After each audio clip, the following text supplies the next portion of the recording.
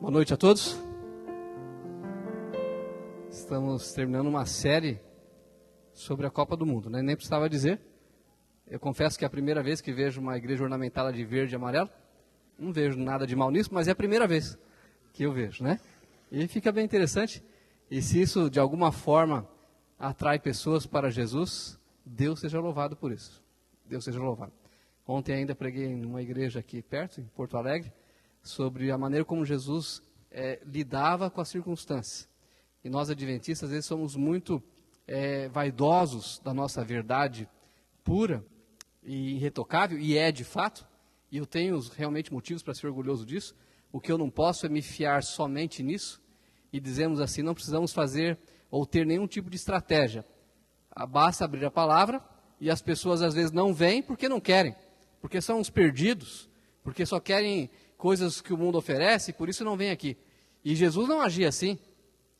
E às vezes a gente chega no culto de quarta-feira, não é o caso, graças a Deus, do Iguatemi, em que a igreja está completamente vazia, e enquanto que no mesmo dia, porque não, mas é quarta-feira, o povo trabalha, mas na mesma noite, as igrejas ao redor, no mesmo bairro, outras denominações, logicamente, muitas vezes estão como? Lotadas. Então o problema não é o povo, o problema não é o horário, né? Por quê? Então a minha igreja não tem. Aí eu digo assim, não, é porque lá nessas igrejas superlotadas só se fala de dinheiro, de cura, só se fala de expulsar demônio e não sei mais o quê, e aqui prega-se apenas a palavra de Deus. Por isso estão lotadas. E o povo não quer ouvir a palavra, o povo quer ver milagre, quer ver maravilha. Mas se você for lá em João 6, verá que numerosa multidão seguia Jesus por causa dos milagres. E o que Jesus fez para eles? Milagres. Não estou dizendo que tem que fazer milagre, não, nem que tem que colocar uma faixa na frente da igreja, dia da cura, ou qualquer coisa assim. Eu estou dizendo que a gente pode oferecer aquilo que o povo quer também. E depois que eles vêm para pegar o que querem, a gente oferece aquilo que eles precisam. E se tem uma isca boa, o pescador bom, ele coloca a isca para atrair, né? Se o pescador tivesse a mesma filosofia de muitos adventistas, ele colocaria na água um anzol seco, sem isca nenhuma. Ele fala, se o peixe quiser que morda, né? Porque tem que morder por causa do anzol, não pode ser por causa da isca. Alguns adventistas pensam assim.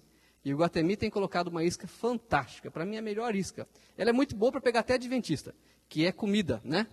Se ofereceu comida, o povo vem, né?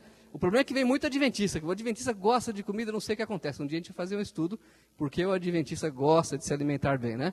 Algumas pizzarias em São Paulo, tem mais tradição de pizza sábado à noite, até tem plaquinhas na frente, proibido entrar de adventista, né? Porque em rodízio é prejuízo na certa. Mas aqui no Rio Grande do Sul, talvez alguma churrascaria faça isso, mas pizzaria, por enquanto, não tiveram essa necessidade ainda, né? Mas o assunto hoje, alusivo à Copa do Mundo, é o vencedor. Todos nós queremos vencer. E o ato de vencer em si já é bom. Mas e depois? E aí? Né? Porque no último tema, no último domingo, nós estudamos e aprendemos, foi feita uma aplicação sobre a grande final. Então, depois da grande final, eu sagrando-me vencedor, agora sou um vencedor. Não vou disputar mais. Eu já sou um vencedor. E aí? E o que será? O que acontece então? Esse é o dilema. Porque no momento que alguns creem que o batismo é uma formatura, e no momento que a pessoa desce as águas batismais e sai dali batizado em um adventista com um livro, com o nome no livro e com certificado e tudo, ele já é um vencedor. E é mesmo. E é mesmo. Só que aí vem alguns dilemas. Você se lembra do seu batismo? O meu já faz bastante tempo. Eu tinha 11 anos de idade, então já faz 31 anos atrás. Foi no sul do Brasil. Foi uma das poucas vezes que eu coloquei o pé no sul do Brasil, antes de ser pastor aqui, mas foi em Foz do Iguaçu, no primeiro Campuri sul-americano. Eles acontecem a cada 10 anos, já aconteceu uns 4, né? Então vocês podem imaginar há quanto tempo faz isso, né? No primeiro Campuri sul-americano, que foi em Foz do Iguaçu, e ali me fui batizado por um gaúcho. Vê como Deus é bom para mim, né? Não me deu o privilégio de nascer aqui, mas fui batizado por um gaúcho chamado Léo Ranzolin, que então era o líder mundial dos jovens adventistas. E na minha mentalidade de criança de 11 anos, criado numa região ultra tradicional da igreja, chamada Hortolândia, e na minha época, era a época que reinava o legalismo, mesmo que se falava contra isso, mas na prática era isso que se vivia, eu pensava agora, uma vez batizado, todos os meus pecados foram lavados no sangue de Jesus. E eu saí, no caso não era um tanque, era uma piscina, sem nenhum o quê? Pecado. E para mim isso era fantástico, porque alemão gosta de contabilizar as coisas, né? De calcular. Então, eu sabia que eu já tinha perdido a conta dos meus pecados, mesmo tendo apenas 11 anos de idade, né? Não eram tantos, devia ser uns 10 ou 11, mas eu não sabia contar muito, então perdi a conta. E aí pensei, agora está zerado. Eu não tenho mais nenhum pecado. Para ser salvo, basta não pecar mais, né? É não pecar mais. Já que o negócio é a Copa do Mundo, é como um jogo que você está ganhando de 1-0 e é eliminatória, né? Então, para você passar para a próxima fase, basta o quê? Só não levar mais nenhum gol. Só não fazer besteira. É só administrar a vida santa. E é o que eu tentei fazer.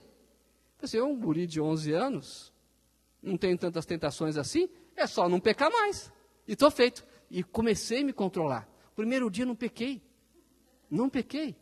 No segundo dia também não. Pensei, beleza, está ficando fácil o negócio, né? Está ficando bom. Mas quando foi no terceiro dia, fiz alguma coisinha lá, falei, mas eu chorei, pedi Senhor perdão, vou ter que batizar de novo, será? E tal, conversei com Deus, e aí fui, depois de repente desisti, porque foi um pecado atrás do outro e a coisa complicou. Então essa questão de ser vencedor, ela é complicada.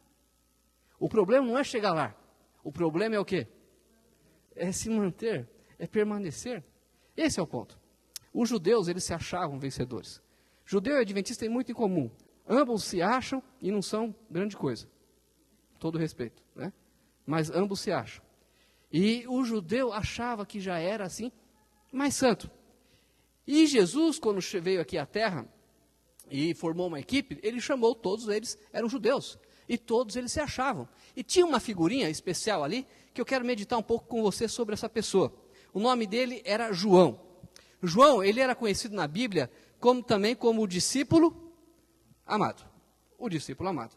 Mas ele nem sempre foi tão amadinho assim. Nem sempre ele foi tão queridinho assim. A gente lembra mais de João dessa parte dócil de João, o discípulo amado. Mas será que ele foi sempre assim? Vamos ver um pouquinho sobre a história dele. Eu vou ler vários textos, o tempo não permite a gente esperar e abrir passagem, mas se você for rápido ou quiser anotar e conferir, eu vou ler aqui nas minhas anotações. E você fique à vontade, se você deseja apenas ouvir o texto da minha boca ou quer acompanhar aí, você fique à vontade, mas eu não vou esperar muito tempo, tá? Mas a gente vê pela Bíblia, em Marcos 1, 19 e 20, que João, ele era irmão de Tiago. Tiago, eu não posso esquecer esse nome, porque é a tradução do meu nome. Harry James, que é Tiago, né?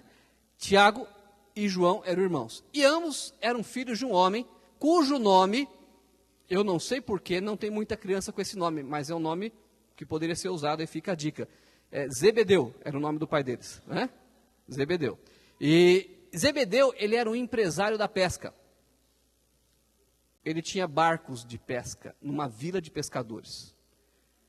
Então, na vila, Zebedeu não devia ser rico, mas na vila, ele tinha mais posses do que a maioria dos demais pescadores que pescavam nos barcos de Zebedeu ou no seu próprio barquinho. Mas Zebedeu tinha uma frota de barcos, tinha vários barcos. Portanto, em terra de cego, quem tem um olho é rei. Sabe o menininho da vila, cujo pai tem um pouco mais que os outros? O que acontece com esse menino? Ele se acha, ele é um mimado. Ele não é grande coisa, mas ele é um mimado. Sabe aquele gurizinho que chega no campinho e todo mundo jogando bola, aquela bolinha de borracha? Na minha época chamava dente de leite, hoje vocês não sabem o que é isso, né? Dente de leite. Mas os filhos de Zebedeu chegavam com a bola da FIFA. Como é que chama essa bola da Copa agora? Brazuca. Chegava com a brazuca. E lá, e se quisesse jogar, tinham que seguir as regras de quem? Dos dois filhos de Zebedeu. E a hora que o time deles perdia e tinha que sair, o que eles faziam? Pegava a bola e levava. Aí eles falavam, tá bom, pode ficar. E eles sempre ficavam, perdendo ou ganhando, porque eles eram donos da melhor bola. E assim eles faziam com tudo. E eles cresceram assim, presumo eu, e a história diz que eu não sou tão errado assim. Por exemplo, olha o temperamento desses camaradas. Eles eram tão terríveis, que Jesus, que é Jesus, sabe que colocar apelido nos outros é uma coisa, não é muito bonito, né? e, portanto, Jesus não tinha esse costume. Mas, nesse caso, Jesus não resistiu. E em Marcos 3,16 diz assim, Tiago, filho de Zebedeu, e João, seu irmão, os quais, se referindo a Jesus, deu o nome de Boanerges, que quer dizer filhos do trovão. Jesus olhou para os dois e falou assim, filhos do trovão. Filhos do trovão. Era um termo que, não sei o que queria dizer na época exatamente, mas dá a ideia do temperamento dos dois. Jesus deu esse apelido para eles, tamanho e temperamento. Outra prova disso, verso 38 do capítulo 9 de Marcos. Disse-lhe João, mestre, vimos um homem que em teu nome expelia demônios, o qual não nos segue. E nós lhe proibimos, porque não seguia conosco. Era o costume do campinho de futebol. Expulsou demônio? Expulsou. Beleza, mas se não está com a gente, não deve fazer. Só quem tem direito de expulsar demônio aqui, somos nós. E você não tem esse direito, porque você não faz parte do meu time, não é do meu grupo, não vai se aparecer mais do que a gente. Sabe, os psicólogos presentes aqui explicam isso melhor, né? Isso vem da infância. Se não está comigo, não pode fazer. Você canta bem? Ok, mas você não é do meu conjunto, então fica bem quietinho. E você não vai cantar na minha igreja, porque quem canta aqui é só do meu conjunto. Você prega bem, ok, mas se você não faz parte da minha panelinha, vai pregar bem em outro lugar. Aqui não, aqui sou eu. E assim por diante. Assim era João e Tiago, seus irmãos. Eu vou me ater mais a João, porque tenho mais informação sobre ele, mas os dois eram muito semelhantes. Quer ver outro exemplo? Lucas 9,54, eles falam assim, vendo isso, os discípulos Tiago e João, perguntaram, Senhor, queres que mandemos descer fogo do céu para os consumir? Olha que ponto chegaram, né? Olha, eles não concordam com a gente, Senhor. Coisa está complicada, e estão discordando da gente, a gente já estipulou que tem assim, e esses líderes não querem fazer o que a gente fala. Vamos orar aqui para descer fogo do céu, né? Se Deus respondesse esse tipo de oração, não teria muito adventista hoje em dia, né? Que é um orando para descer fogo no outro, e aí a coisa não ia sobrar muito. E eles eram assim. E eles queriam orar para descer fogo do céu. Olha, além disso, além desse temperamento terrível, explosivo deles, raivoso, belicoso, em Marcos 10, me mostra que eles eram também petulantes. Marcos 10, 35 mostra o seguinte texto.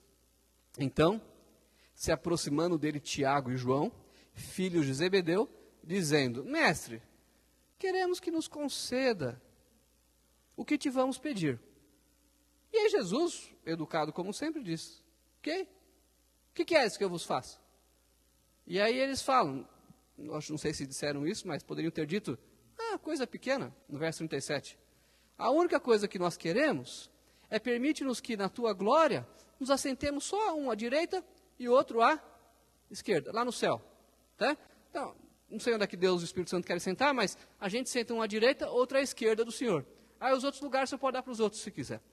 Sentar à direita e à esquerda, a gente não está muito acostumado com essa imagem de rei, né?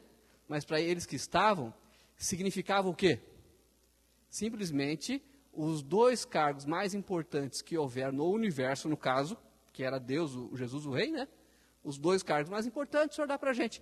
É só isso. O cargo mais importante de todos, o Senhor pode ficar com o Senhor. Mas os outros, o Senhor pode passar para a gente. Eram humildes eles, né? Esse eram Tiago e João. E os outros discípulos, claro, sabiam e viram isso. E tanto é que viram que se você olhar no verso 41, está escrito assim, no capítulo 10 de Marcos ainda. Ouvindo isto, indignaram-se os 10 contra Tiago e João. Ou seja, eles eram arrogantes, raivosos, belicosos, petulantes e totalmente impopulares.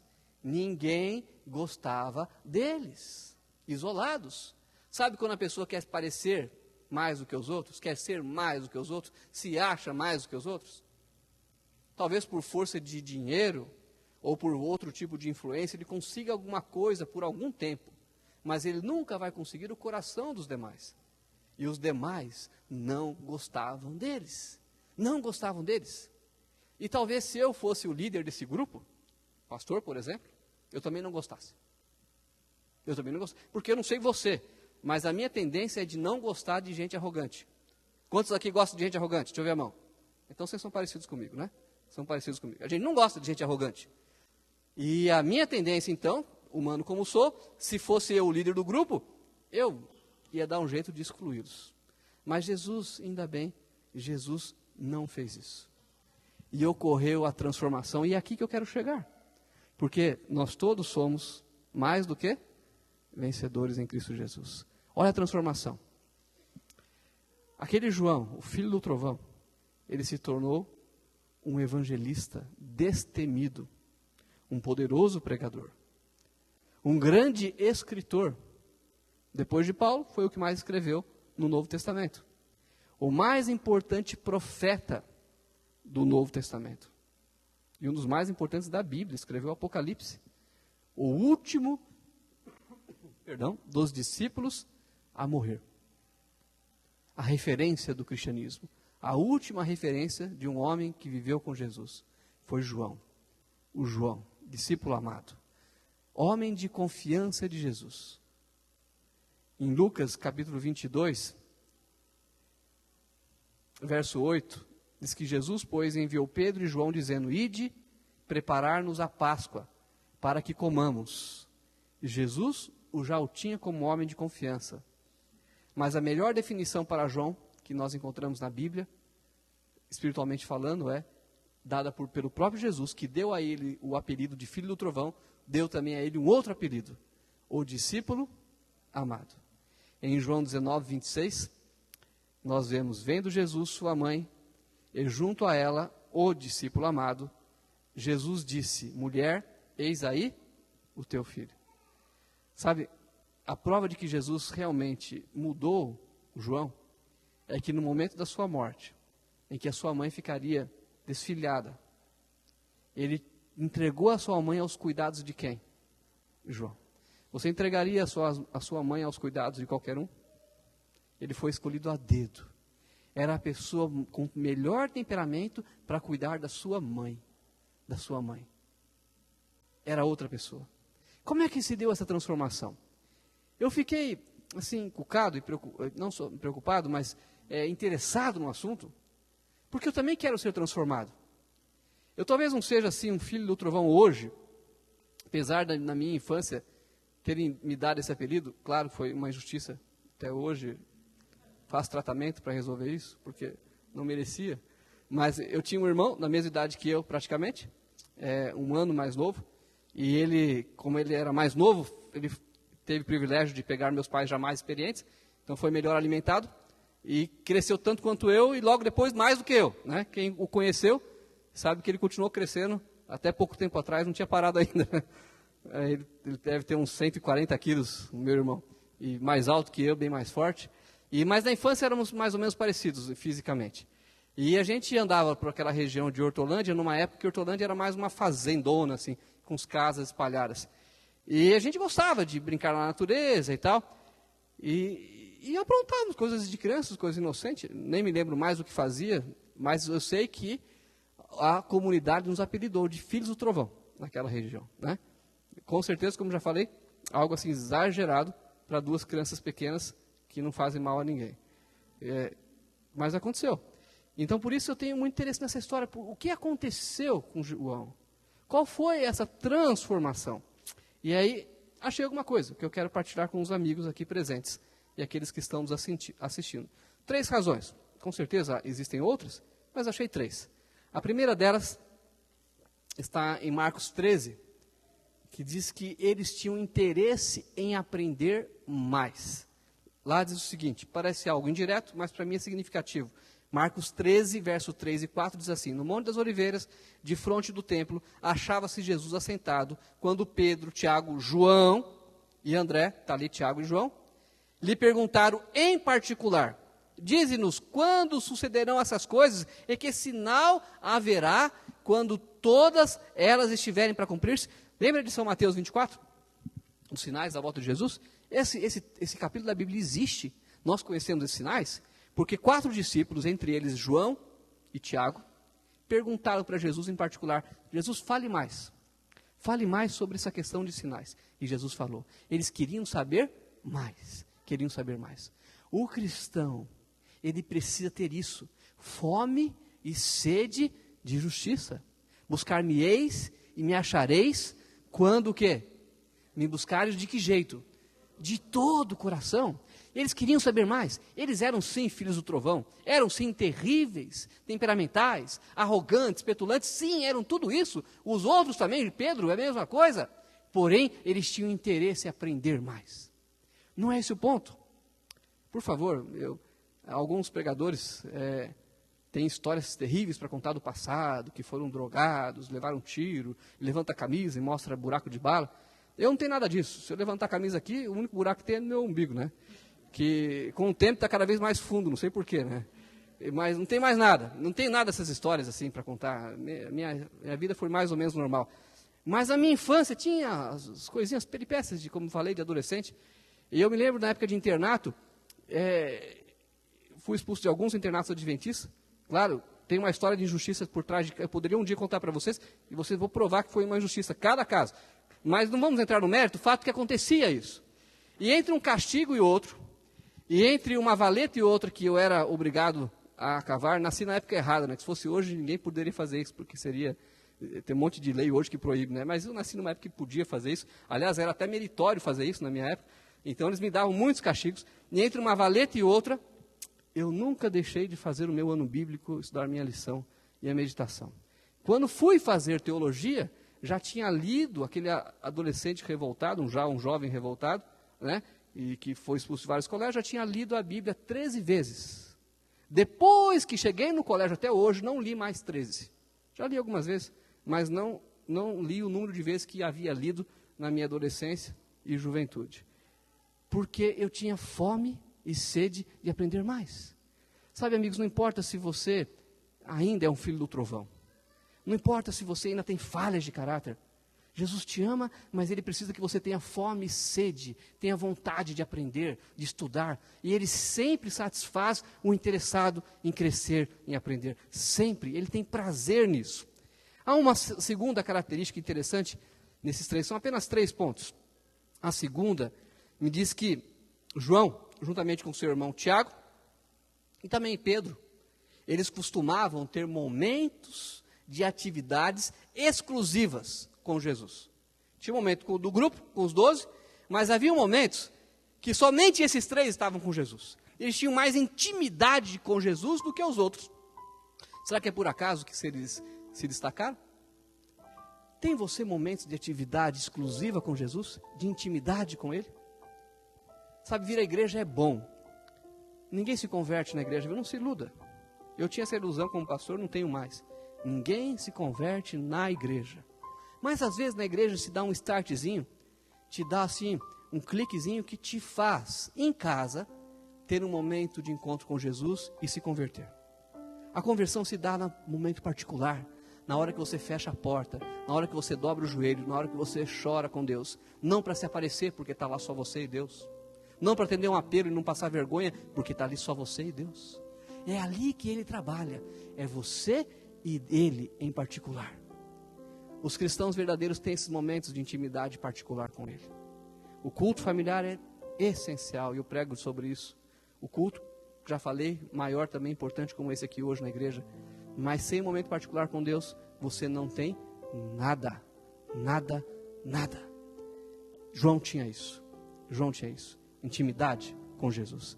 Intimidade com Jesus. Temos alguns textos que a gente pode colocar isso, Marcos 5:37, Mateus 17:1, Marcos 14:33, mas você conhece a maioria deles. E o último ponto é que esse não tem a ver com João, mas com Jesus, com relação a ele. Apesar de ser rejeitado por quase todos, e com razão também, o que ele era e o que ele fazia, João, ele nunca foi rejeitado por Jesus. Jesus não é a palavra adequada, mas para a gente entender, Jesus apostou em João. Sabe o guri revoltado do colégio? Sabe aquele que você diz, esse aí não tem jeito? Esse aí não vai dar em nada. Ontem à noite, encontrei um senhor, médico, renomado, filho de um pioneiro adventista, aqui de Porto Alegre. E ele falou, contou uma história assim, nem sabia, aliás, nem eu sabia que ia pregar isso hoje, muito menos ele. Mas ele falou assim, contou a história de uma situação no IACS, em que o preceptor disse para ele, você não vai ser nada, não vai ser ninguém, não vai ser ninguém. Mas Jesus apostou nele. E ele, apesar de origem humilde, apesar de adventista, mas de origem humilde,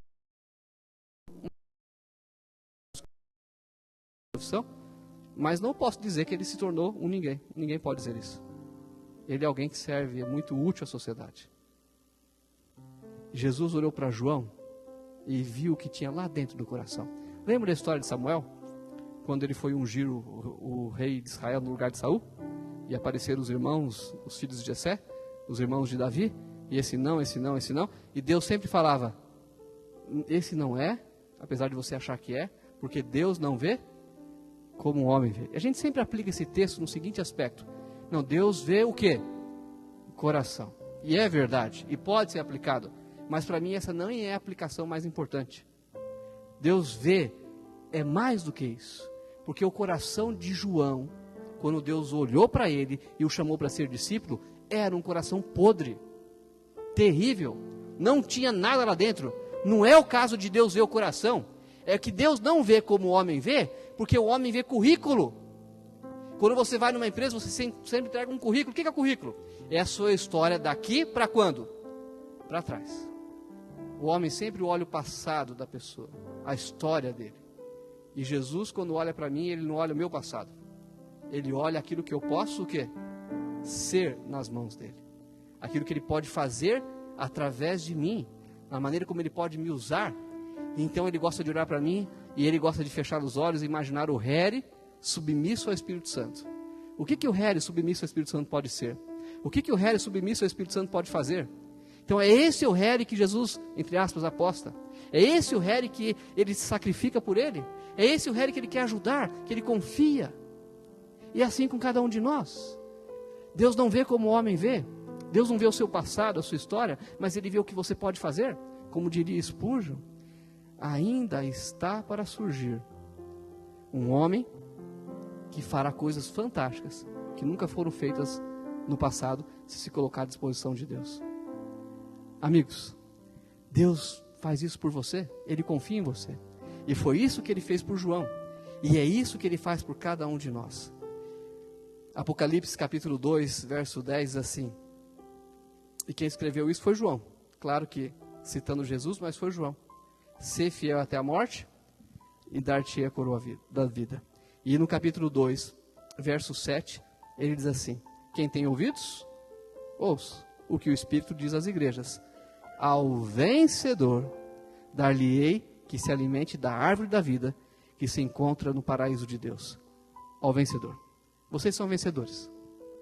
Talvez sejam vencedores como João ainda. Talvez Jesus olhasse para você hoje e lhe desse um apelido ainda de filho do trovão. Talvez. E nenhum problema nisso. Se Jesus te der um apelido, é sinal que Ele está confiando em você. É sinal que Ele te ama. Mas Ele quer te fazer mais do que vencedor. Ele quer te fazer um herói nas mãos dEle. Ele quer cuidar de você. Ele quer trabalhar com você. Isso demanda tempo, demanda intimidade com Ele, como já conversamos. Mas é um processo. E eu tenho certeza que muitos aqui gostariam de passar por esse processo. Muitos aqui já são batizados, como eu, há muito tempo atrás. Alguns são mais recentemente. Quantos aqui têm mais de 10 anos de batismo? Como é o meu caso. A maioria. Quantos aqui, vou pular um grupo, uma faixa. Quantos aqui são recém-batizados? Tem menos de 1 ano de batismo. Tem alguém aqui? Tem alguns recém-nascidos aqui. E existe alguém aqui que não é batizado na igreja adventista? Talvez seja, mas não na igreja adventista? Existem vários aqui também. Que legal, que legal. Sabe que Deus tem um plano para todos os presentes aqui. Até para os batizados antigos. Até para os batizados. Eu costumo dizer, falei isso ontem ainda, que Deus é tão bom, que eu acredito na salvação até mesmo dos adventistas. Que acredito. Eu acho que muitos vão se salvar. Não todos, mas muitos vão se salvar. E eu creio na salvação sua, você que está nos visitando hoje aqui. Eu queria fazer um convite. Eu não sei como é que você se sente, mas existe alguém aqui que se sente meio como João? Eu sou um pecador, pastor. Não vem ao caso qual é o pecado, mas eu sou um pecador ou uma pecadora. Eu cometo falhas e erros, queria acertar, mas não consigo. E o senhor falou como Jesus trabalhou com João, será que ele trabalha assim comigo também? Será que existiria aqui algum filho de Deus que precisa de um encontro com Ele? Eu queria convidar aqui à frente, talvez, não sei se você virá ou não, mas eu quero orar por você. Você que não é adventista, mas veio aqui nos dar a honra de nos visitar. E gostaria que nós orássemos por você. Eu sei que isso pode ser constrangedor às vezes. Eu no teu lugar ficaria constrangido. Esse negócio desses crentes assim é meio esquisito às vezes, né? Eu uma vez fui uma igreja aqui perto, com a minha mãe, igreja que não é adventista, igreja luterana, os parentes dela são luteranos, que moram aqui em Porto Alegre. E uma igreja tradicional, tudo certinho. Cheguei lá com a minha mãe, me assentei, mas como era um povo que eu não conhecia, numa igreja que eu não conhecia, uma liturgia que eu não conhecia, eu fiquei me sentindo assim, sabe? Quando você está num lugar assim, eu fiquei meio constrangido ali. E eu fiquei pensando, tomara que ninguém venha me perguntar nada aqui. E tomara que o pregador não faça nenhum apelo para eu ir na frente. E tal. E eu sei que você está pensando isso. E eu te dou toda a razão, porque eu pensaria a mesma coisa. Mas se existe um local que vale a pena você dizer assim, ó, amigos, orem por mim, é aqui. E eu quero orar por você. Apenas orar por você. Ninguém vai te batizar hoje ou coisa parecida, mas nós queremos orar por você. Se existe alguém aqui que não é batizado ainda e gostaria que nós orássemos por você, só queria ver a mão. Tem alguém aqui que gostaria de levantar a mão? Que não é batizado? Você não quer vir aqui à frente? Para a gente poder saber quem é você, para a gente orar por você? Pode vir. Eu não posso dizer para você não ter vergonha de vir, que é impossível. Mas venha com vergonha e tudo. Mas venha. Não tem problema. Amém. Amém. Amém. Que bom que você está aqui, viu?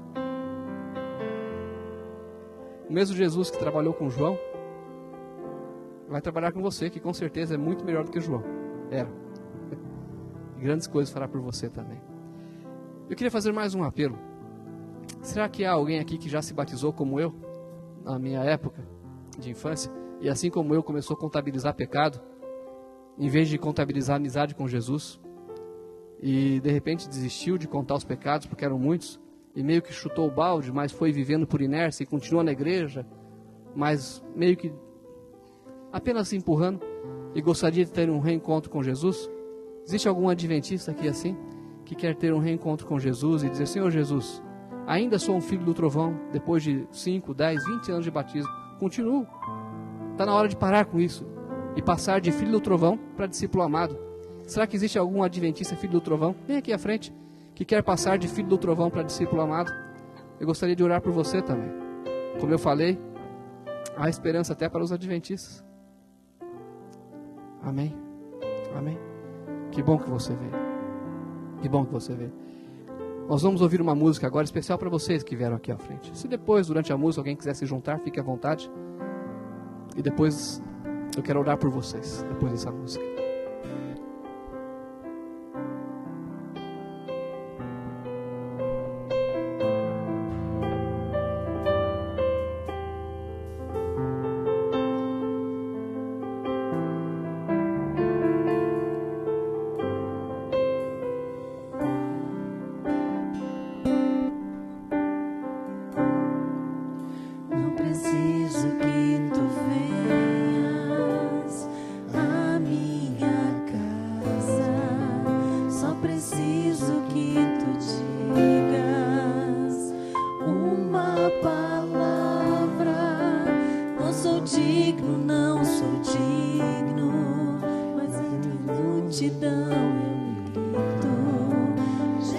Filho de Davi, tenha compaixão de mim.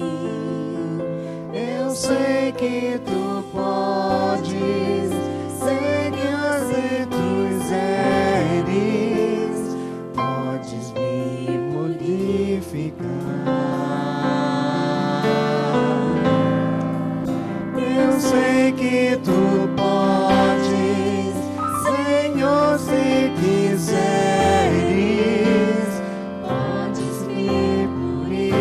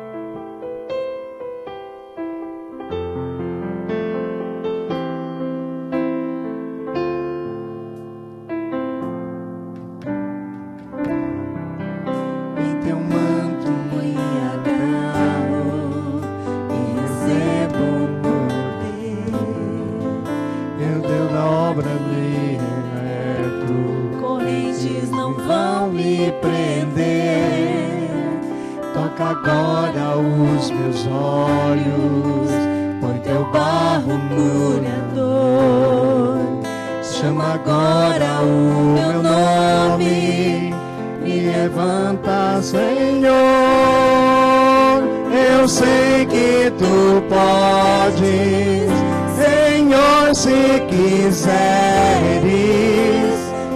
podes me purificar.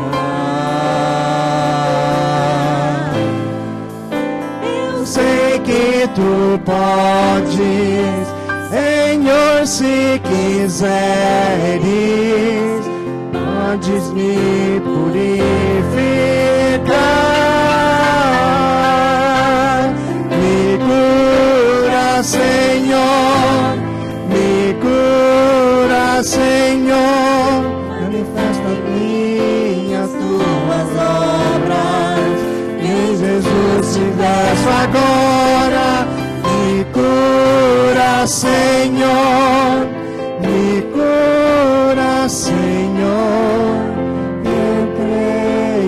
Eu creio, me cura, Senhor, me cura, Senhor, me cura, Senhor. Manifesta em mim as tuas obras. Em Jesus te peço agora, me cura, Senhor, me cura, Senhor. Eu creio, me cura, Senhor.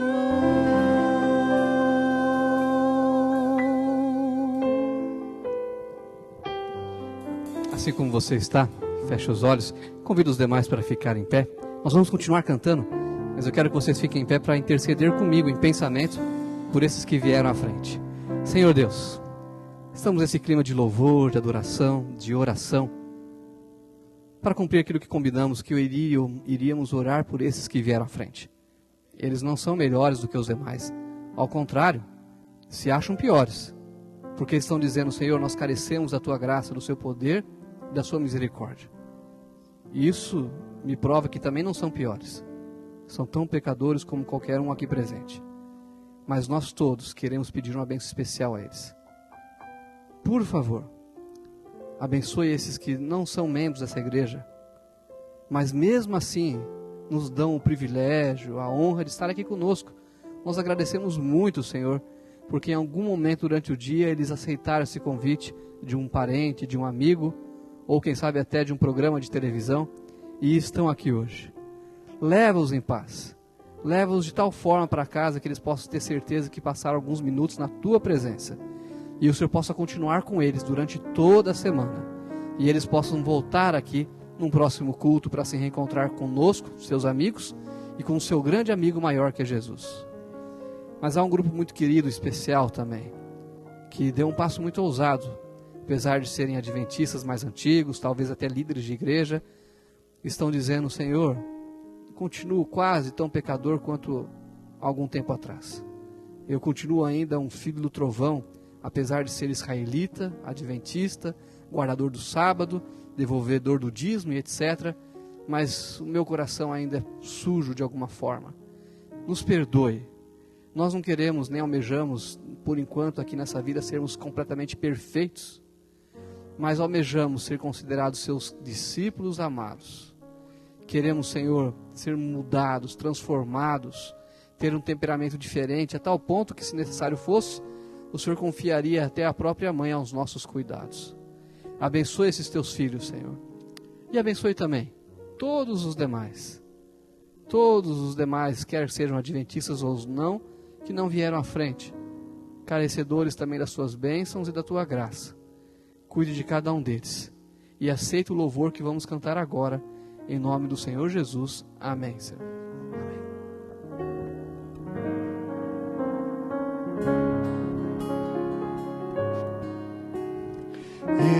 Eu quero ser um vaso de honra, moldado pelo Senhor, com a mensagem de amor e esperança aos homens por onde for. reaviva-me, inspira minha vida, prepara-me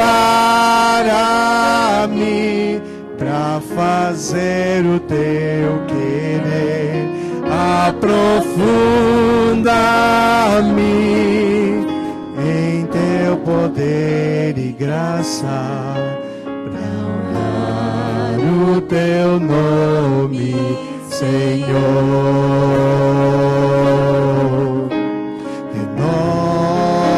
Renova-me, Senhor Jesus, já não quero ser igual.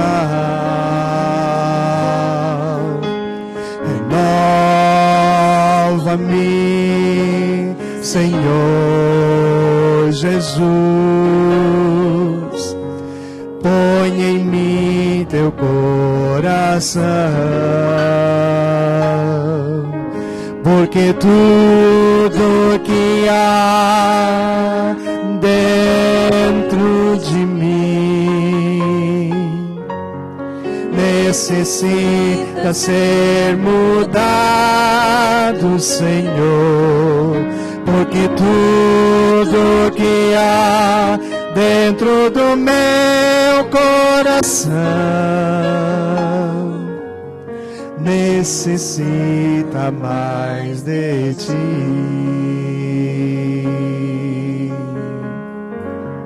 Necessita mais de ti. Necessita mais de ti.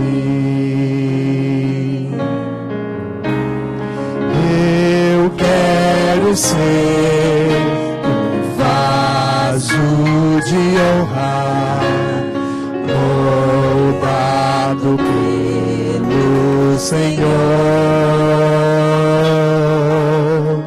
com a mensagem de amor e esperança aos homens por onde for. Reaviva, Senhor, reaviva-me, inteira minha vida, para-me pra fazer o teu querer, aprofunda-me em teu poder e graça, pra honrar o teu nome, Senhor, pra honrar o teu nome, Senhor, pra honrar o teu nome, Senhor.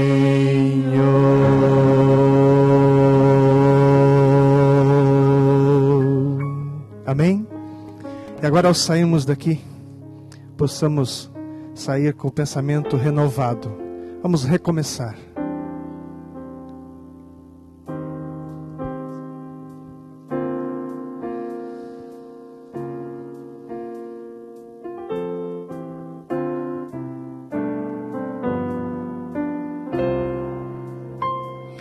Pai, tá difícil manter o caminho. Tenho andado em meio a espinhos. Nem sempre é tão fácil acertar.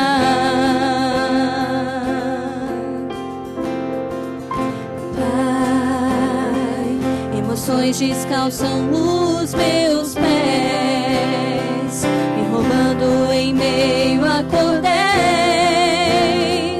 que me enlaçam em minhas fraquezas. Pai, eu nem sei o que te falar, mas eu quero recomeçar.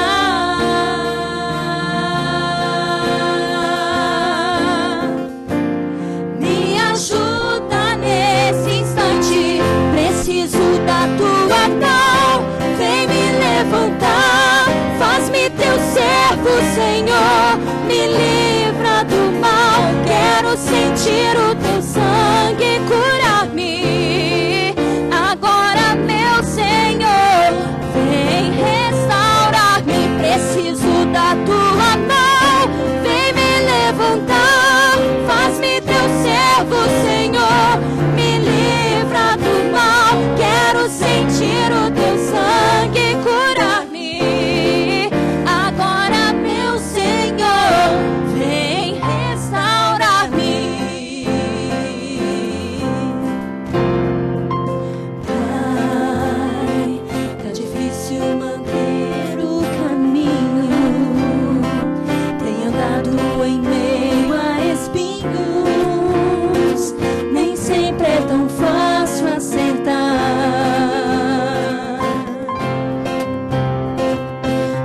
Pai, eu nem sei o que te falar, mas eu quero recomeçar.